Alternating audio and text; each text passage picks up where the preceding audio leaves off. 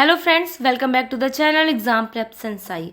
अगर आप UP TET CTET 2026 teacher eligibility test की तैयारी कर रहे हैं तो यह क्लास आपके लिए बेहद महत्वपूर्ण होने वाली है, क्योंकि आज हम इस क्लास में यूपी टेट 2021 में जो री एग्ज़ाम हुआ था उस पेपर के ईवीएस के क्वेश्चन सॉल्व करेंगे जो आपकी परीक्षा में आने की संभावना है। तो चलिए, अगर आपने अभी तक इस क्लास को सब्सक्राइब नहीं किया है तो सब्सक्राइब कर लीजिए, वीडियो को लाइक कर लीजिए और अपने सभी यूपी टेट और सी टेट साथियों के साथ इसे ज़्यादा से ज़्यादा शेयर कर लीजिए। तो बिना समय गंवाए हम आज की क्लास शुरू करते हैं। हमारा आज का पहला प्रश्न है, किस देश के संविधान से मौलिक कर्तव्यों को लिया गया है? अमेरिका, ब्रिटेन, यूएसएसआर या फिर फ्रांस? तो इसका सही आंसर क्या होगा? जी हाँ, option C is the correct answer. USSR मतलब कि सोवियत संघ। तो ये मौलिक कर्तव्य हमें बताते हैं कि हमारे देश के प्रति क्या जिम्मेदारियां हैं, कैसे हमें राष्ट्रध्वज का सम्मान करना है, पर्यावरण की कैसे रक्षा करनी है, ये सब हमें मौलिक कर्तव्य बताते हैं। तो चलिए प्रश्न नंबर 2 करते हैं। प्रश्न नंबर 2 है हमारा, ज्वालामुखी के दौरान निकलने वाली मुख्य गैस कौन सी है?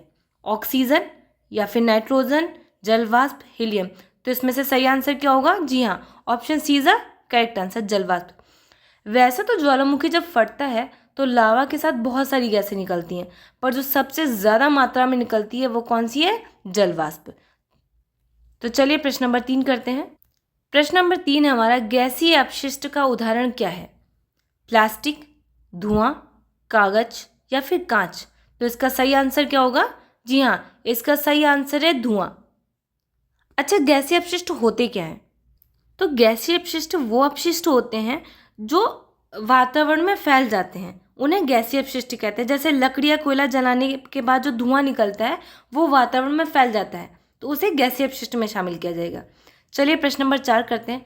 हरित मफलर किससे संबंधित है? जो ग्रीन मफलर है वो किससे संबंधित है?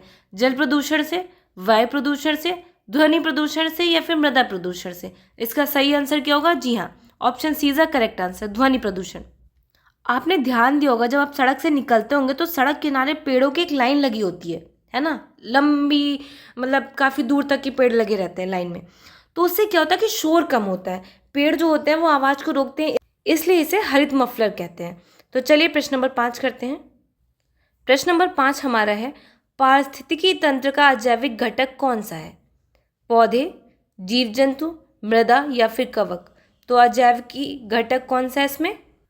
तो सबसे पहले हम जानते हैं कि अजैविक होता क्या है। तो अजैविक का मतलब होता है जिसमें जीवन नहीं हो, ठीक है ना। जैसे मृदा, जल, वायु, ये सब अजैविक घटक माने जाते हैं, जबकि पौधे और जीव जंतु जैविक घटक में शामिल होते हैं।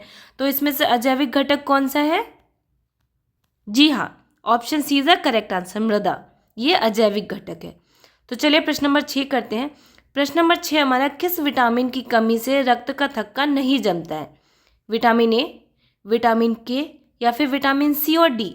तो इसमें से सही आंसर कौन सा होगा? जी हाँ, विटामिन के इज अ करेक्ट आंसर। अगर आपके शरीर में विटामिन के की कमी हो जाए और आपकी चोट लगे तो आपकी जो ब्लीडिंग है ना वो रुकेगी नहीं, क्योंकि विटामिन के की कमी होने की वजह से उसमें थक्के ठीक से जम ही नहीं पाएंगे, जिसकी वजह से ब्लीडिंग नहीं रुकेगी। तो ब्लीडिंग ना रुकने का मुख्य कारण होता है कि आपके अंदर विटामिन के की कमी है। तो चलिए प्रश्न नंबर 7 करते हैं। प्रश्न नंबर 7 हमारा है, प्रोजेक्ट टाइगर कब शुरू किया गया था? 1971 में, 1972 में, 1973 में या फिर 1975 में? तो इसे कब शुरू किया गया था? जी हाँ, option C is the correct answer, 1973। अच्छा, प्रोजेक्ट टाइगर शुरू क्यों किया गया? तो ये इसलिए शुरू किया गया कि भारत में क्या हुआ कि बाघों की संख्या एकदम से तेजी से घटने लगी, इसलिए इन्हें बचाने के लिए 1973 में प्रोजेक्ट टाइगर शुरू किया गया। ठीक है ना, याद रखिएगा, ये भी इंपॉर्टेंट क्वेश्चन है। वैसे तो सारे हैं, पर ये कुछ क्वेश्चन हैं जो कई बार रिपीट होते हैं परीक्षाओं में। ठीक है, तो चलिए प्रश्न नंबर 8 करते हैं। गल्फ ऑफ मन्नार समुद्री राष्ट्रीय उद्यान किस राज्य में है? केरल, आंध्र प्रदेश, तमिलनाडु या फिर कर्नाटक? तो ये कहाँ स्थित है? जी हाँ, option C is the correct answer, Tamil Nadu. और ये भारत का पहला समुद्री राष्ट्रीय उद्यान है और ये तमिलनाडु में है, ठीक है ना, इसे याद रखिएगा, गल्फ ऑफ मन्नार। ठीक है, तो चलिए प्रश्न नंबर 9 करते हैं। प्रश्न नंबर 9 है हमारा, घास भूमि खाद्य श्रृंखला में सर्वोच्च उपभोक्ता कौन है? कौन होते हैं? ठीक है, उत्पादक, शाकाहारी, अपघटक या फिर मांसाहारी? तो इसमें से सही आंसर क्या होगा? खाद्य श्रृंखला के सर्वोच्च उपभोक्ता कौन से हैं, बताइए। जी हाँ, इसका सही आंसर है डी, मांसाहारी। और इस मांसाहारी श्रृंखला में जो सेर होता है वो सबसे ऊपर होता है, ठीक है ना। तो चलिए प्रश्न नंबर 10 करते हैं। यूवी किरणों को रोकने वाली परत कौन सी है? क्षोभ मंडल, सप्ताम मंडल, मध्य मंडल या फिर बाह्य मंडल? तो इसका सही आंसर है, जी हाँ, option B is the correct answer, समताप मंडल। समताप मंडल में ओजोन परत होती है और ये सूर्य की हानिकारक जो यूवी किरणें होती हैं उनको रोकती है हम तक के आने से। तो चलिए प्रश्न नंबर 11 करते हैं। प्रश्न नंबर 11 हमारा है, गंगा एक्शन प्लान का मुख्य उद्देश्य क्या था? बांध बनाना, सिंचाई बढ़ाना, जल गुणवत्ता सुधारना या फिर बिजली बनाना? तो इसका सही आंसर क्या होगा? जी हाँ, option C is the correct answer, जल गुणवत्ता सुधारना। ये परियोजना गंगा नदी में बढ़ते प्रदूषण को कम करने के लिए और पानी को साफ बनाने के लिए शुरू की गई थी, ठीक है। तो चलिए प्रश्न नंबर 12 करते हैं। कॉर्बेट राष्ट्रीय उद्यान किस राज्य में स्थित है? उत्तर प्रदेश, उत्तराखंड, बिहार या फिर राजस्थान? तो इसका सही आंसर क्या होगा? जी हाँ, option B is the correct answer, Uttarakhand. और ये भारत का पहला राष्ट्रीय उद्यान है, ठीक है ना। तो चलिए प्रश्न नंबर 13 करते हैं। प्रश्न नंबर 13 हमारा, मानव रक्त वर्ग की खोज किसने की थी?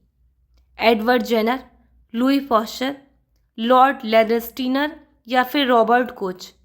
कॉर्ल लेंस्टीनर या फिर रॉबर्ट कोच? तो इसका सही आंसर क्या होगा? Option number C, Karl Landsteiner. इन्होंने ABO रक्त समूहों की खोज की थी, ठीक है ना। प्रश्न नंबर 14 हमारा है, प्याज, आलू और अदरक क्या है? जड़, तना, पत्ती या फिर फल? तो इसका सही आंसर क्या होगा? जी हाँ, तना है ये। इस क्वेश्चन के आंसर को ध्यान रखिएगा क्योंकि कई बार इंसान कंफ्यूज होकर इस पे जड़ पे क्लिक कर देता है, ठीक है ना। तो इसका जड़ आंसर ना हो कि तना होगा। ये तने सामान्य नहीं होते हैं बल्कि तने रूपांतर होते हैं जो भोजन का संग्रह का काम करते हैं, तो याद रखिएगा। चलिए प्रश्न नंबर 15 करते हैं। प्रश्न नंबर हमारा 15 है, जीव मंडल का अजैविक घटक नहीं है? जल, वायु, मृदा या फिर कवक? तो इसका सही आंसर क्या होगा? जी हाँ, कवक। Option number D is the correct answer क्योंकि ये जैविक घटक है। तो प्रश्न नंबर 16 हमारा है, अर्थ आवर किसके द्वारा मनाया जाता है? अर्थ आवर किसके द्वारा मनाया जाता है? UNEP, WWF, यूनेस्को या फिर UNICEF? तो इसका सही आंसर क्या होगा? जी हाँ, option B is the correct answer, WWF। Option number 16 हमारा है, मिनी माता रोग किससे होता है? शीशा, आर्सेनिक, पारा या फिर फ्लोराइड? तो इसका सही आंसर क्या होगा? मिनी माता रोग किससे होता है? जी हाँ, option C is the correct answer, पारा। पारा युक्त पानी या मछली खाने की वजह से बीमारी होती है, ठीक है ना। तो चलिए प्रश्न नंबर 18 करते हैं। कैरोटीन का मुख्य स्रोत क्या है? पालक, गाजर, टमाटर या फिर मूली? तो इसका सही आंसर क्या होगा? कैरोटीन का मुख्य स्रोत क्या है? जी हाँ, option B is the correct answer, गाजर। गाजर में कैरोटीन भरपूर मात्रा में होती है जो शरीर में जाकर विटामिन ए का काम करती है, ठीक है ना। तो चलिए प्रश्न नंबर 19 करते हैं। प्रश्न नंबर 19 हमारा, किस देश में क्रिसमस गर्मियों में मनाया जाता है? कनाडा में, रूस में, ऑस्ट्रेलिया में या फिर जर्मनी में? तो गर्मियों में क्रिसमस डे कहाँ मनाया जाता है? जी हाँ, इसका सही answer option C is the correct answer, Australia. क्योंकि जब हमारे वहाँ सर्दी होती है तब वहाँ गर्मी होती है, ठीक है ना। तो चलिए प्रश्न नंबर 20 करते हैं। गिर अभ्यारण्य किसके संरक्षण के लिए प्रसिद्ध है? बाघ के लिए, हाथी के लिए, एशियाई शेर के लिए या फिर गैंडा के लिए? तो किसके लिए प्रसिद्ध है? जी हाँ, option C is the correct answer, एशियाई शेर।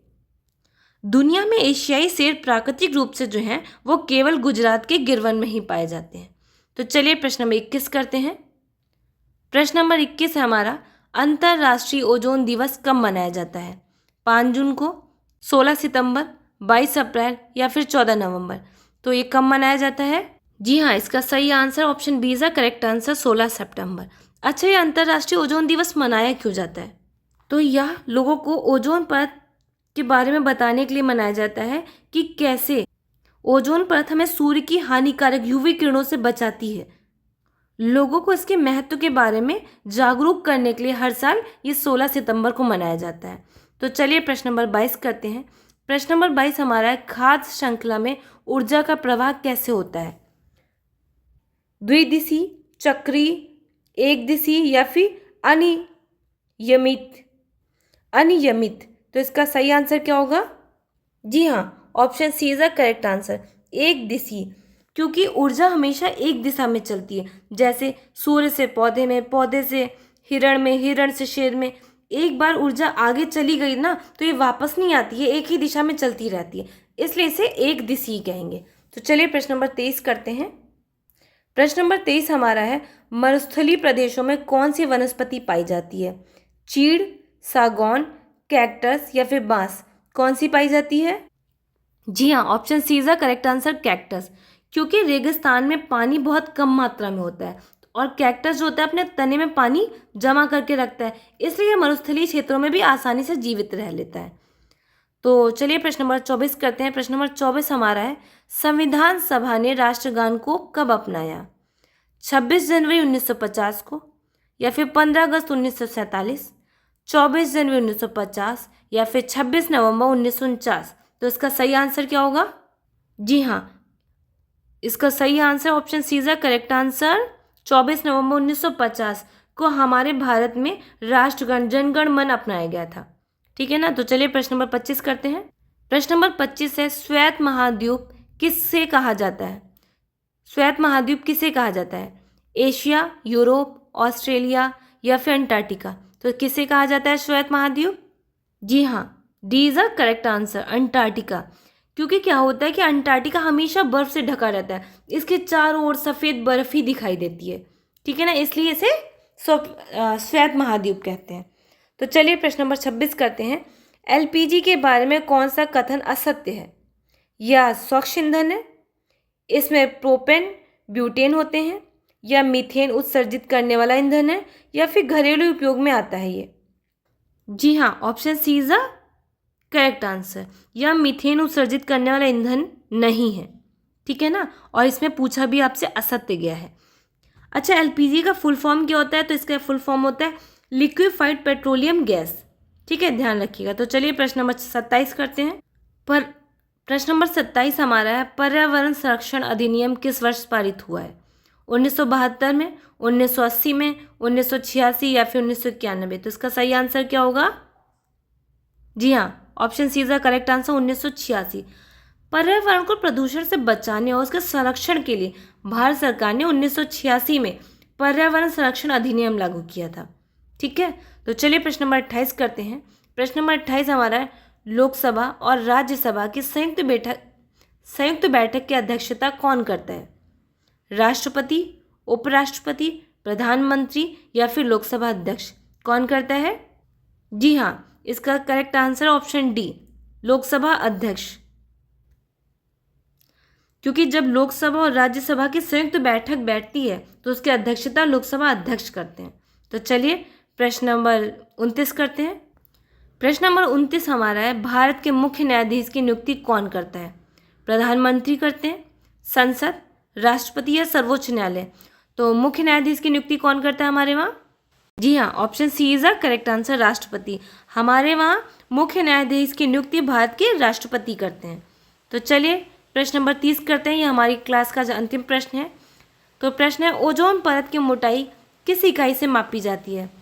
पास्कल से, डॉप्सन इकाई से, डेसिबल से या फिर नॉटिकल मील से? तो किससे मापी जाती है? तो ओजोन परत कितनी मोटी है, इसे मापने के लिए डॉप्सन इकाई का उपयोग किया जाता है। तो option B is the correct answer. यह हमारी क्लास का आज अंतिम प्रश्न था। इसी के साथ हम अपनी क्लास को समाप्त करते हैं। अगर आपको हमारी क्लास पसंद आई हो तो प्लीज़ इसे लाइक करिएगा, चैनल को सब्सक्राइब करिएगा और अपने सभी यूपी टेट और सीटेट साथियों के साथ इसे ज़्यादा से ज़्यादा शेयर करिएगा। धन्यवाद, मिलते हैं आपसे नेक्स्ट क्लास में।